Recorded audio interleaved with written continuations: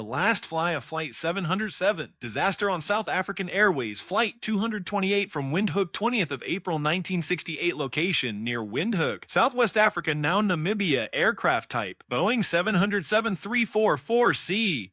CU previously known as Pretoria Operators, South African Airways SA, 123 of the 129 people on board died. Survivors, 6. Cause, pilot error during takeoff, inadequate lift due to premature rotation and improper instrument monitoring. Out of the flight, a scheduled international passenger flight with a fuel stop at JG took passengers from Johannesburg, South Africa to London Heathrow. Windhoek is close to Strijen Airport, which is now Hosea Kutako International Airport. 11 people make up the crew, with an experienced captain and first officer. 118 passengers duration of the stopover. Regular technical stop. No passenger debarkation is planned. Takeoff and crash. The flight resumed at around 20:49 local time after a routine ground stop in Windhoek. The weather was clear, and it was easy to see. F. The order of takeoff. The aircraft commenced the takeoff from runway 08. The Boeing 707 rotated for liftoff approximately 8,000 feet, 2,400 meters from the runway threshold.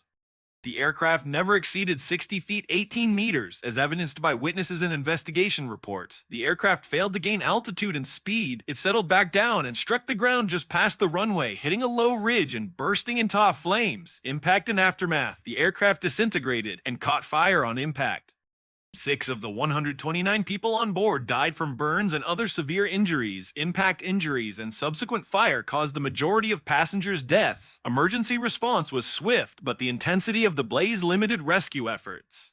The results of the investigation authorities in South Africa were in charge of the investigation, with assistance from Boeing and international aviation experts. Key findings: error by pilot before reaching the required takeoff speed. VR, the captain prematurely lifted the nose of the aircraft.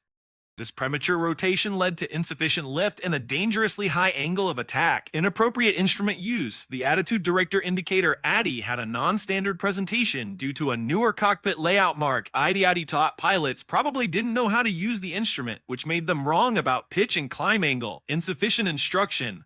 And crew. Fatigue may have contributed despite the crew's experience. Another factor was inadequate training for the more recent Boeing 707-344C configuration. Aircraft performance. The aircraft's weight and balance were within limits. All 4 engines were operating normally. There were no mechanical issues found that were directly responsible for the crash. Contributing factors: insufficient familiarity with the more recent ADI layout, which features an unusual artificial horizon display. Insufficient focus on the Boeing 707-344C model during conversion training. The low climb may have been obscured by nighttime terrain visibility. The crew may have relied too heavily on visual cues, causing spatial confusion. The legacy and what we have learned: one of the worst aviation accidents in Namibian and South African history was Flight 228's demise. Impact of aviation resulted in improved instrument recognition training protocols. Compelled South African Airways to review their takeoff standard operating procedures. SOPs emphasized the significance of standardization of instruments and pilot awareness of equipment updates. Memorial. In honor of the victims, a monument was erected near the crash site outside Windhoek. In honor of the lost lives, South African Airways upgraded crew training procedures across the fleet.